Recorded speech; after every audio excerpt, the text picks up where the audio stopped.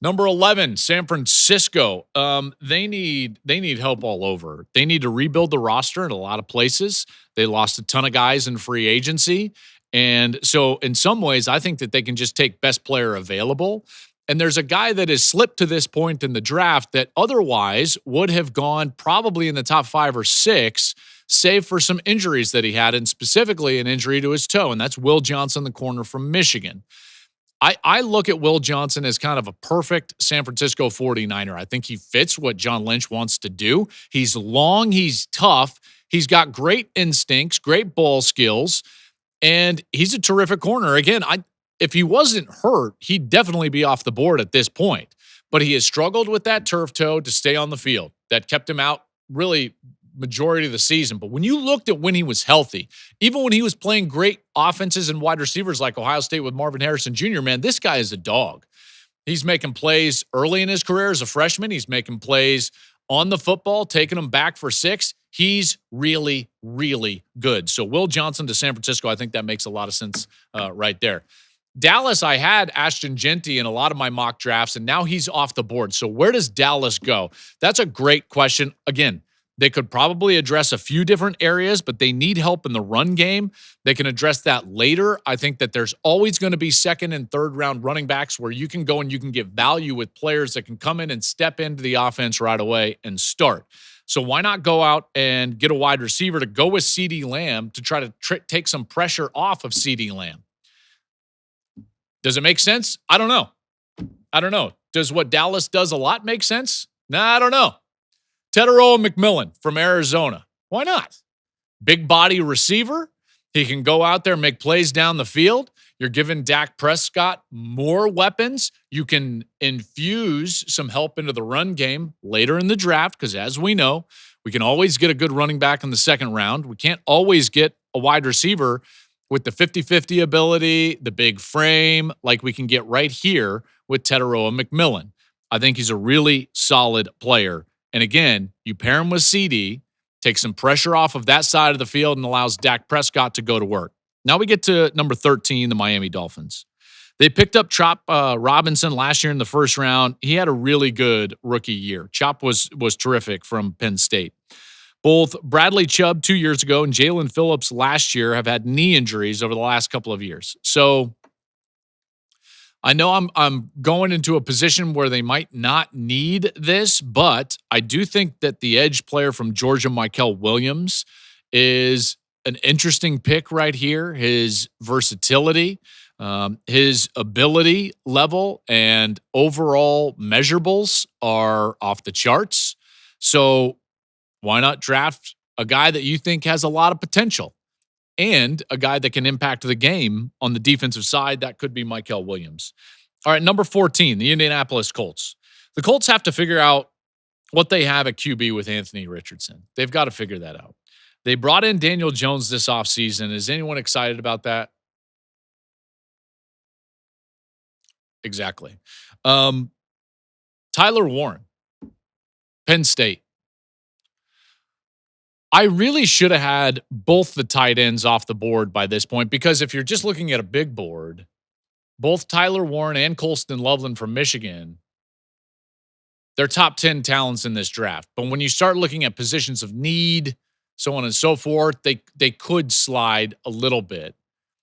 If Warren's there for the Colts, I think that this makes a ton of sense because it gives your quarterback, your young quarterback, a really solid third down option to go to. And again, I don't think anybody, at least at the tight end position, exploits space on the field in a creative manner like Tyler Warren.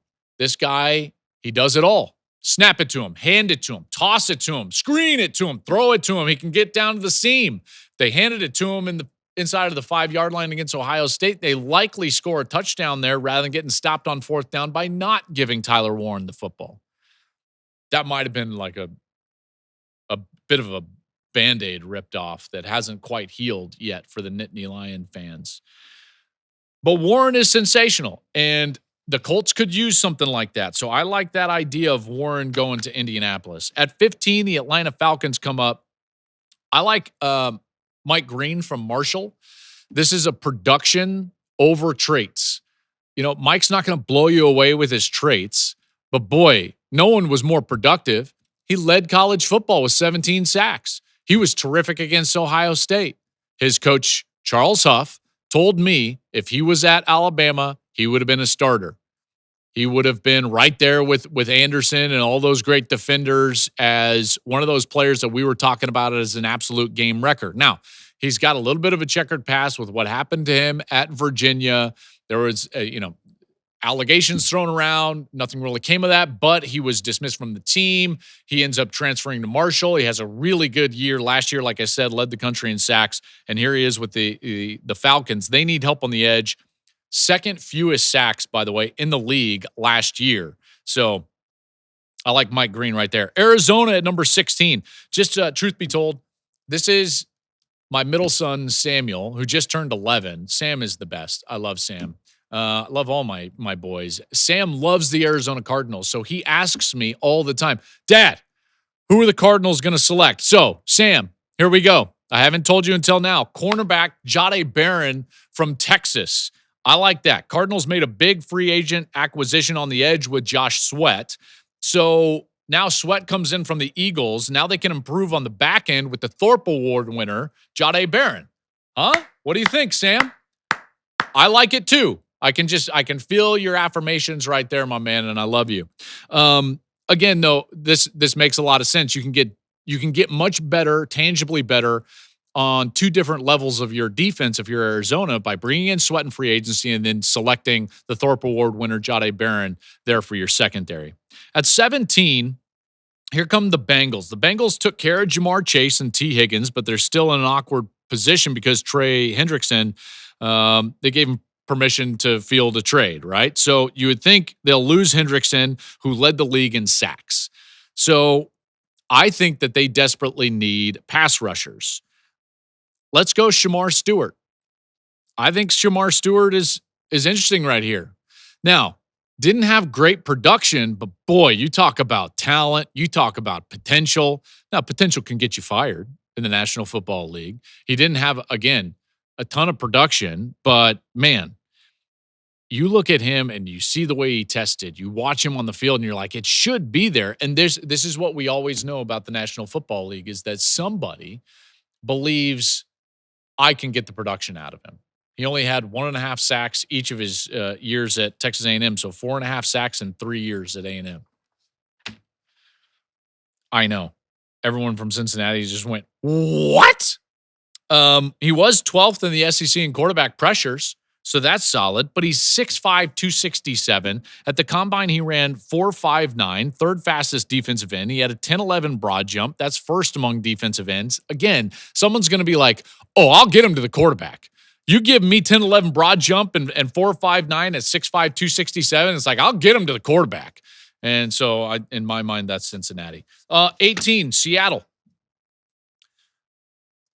Mike McDonald sees Michigan tight end Colston Loveland, and he's like, yep, boom. Colston Loveland goes to Seattle. The offense will look different this year. Sam Darnold at quarterback, Cooper Kupp at wide receiver to pair with Jackson Smith and Jigba. Why not give him a guy who, like I said, creates his own space? Doesn't exploit the space on the field like a Tyler Warren, creates his own space with awesome routes. Very good route runner. Again, he can go out and be a single wide receiver. He can line up in line. He's very versatile in terms of that. And I think Loveland is too good to pass up and reunites with Mike McDonald right there, who, of course, was the defensive coordinator at Michigan just a couple of years ago. At 19, Tampa Bay comes on the board. Bucs look to improve on the defensive side here. I think that they're going to grab what I think is a really versatile, quality player in Jihad Campbell from Alabama. This fits for me. They can get better on defense. Again, versatility is the name of the game on defense, in particular from the linebacker perspective, because what you get is teams that sit in 11 personnel or 12 personnel, and then they get into all different sets where they can bring them in tight, the tight ends, and run the football. They can then widen the tight ends out, flex them out, and throw the football. So you've got to have guys that are versatile, that can line up on the edge, maybe back up and play off the ball. Campbell can do that. So I think Tampa goes with him at 19. At 20, the Denver Broncos come on the clock. So Peyton used his first-round pick on running backs twice before. He's selected Reggie Bush and Mark Ingram in his life. Pretty good selections, by the way. Kind of like we draft. Well, never mind. I'm going to go with Omarion Hampton from North Carolina. So in my top 50, if you've been paying attention, I actually have Travion Henderson and Quinshon Judkins above Hampton. Now, I want to be crystal clear. That is not an indictment on Hampton as much as it is, I really think that Judkins and Henderson are undervalued. Hampton is phenomenal. He does everything well. And if you put him in Denver with a creative offensive guy like Sean Payton, a young quarterback like Bo Nix, they need help in the run game. They need help on third down. A lot of different things he can come in and help with. Put Hampton behind a good offensive line, pair him with Bo Nix. Hampton can catch it, which Sean Payton loves. I think Travion Henderson could be a good fit here. I even think Quinshon Judkins could be a good fit here. But again, the Broncos and what I'm hearing right now in NFL circles is Hampton is largely the consensus number 2. He wasn't on my board, but he's largely the consensus 2. The Broncos are close. That's who should be drafting a running back early. Use these young legs.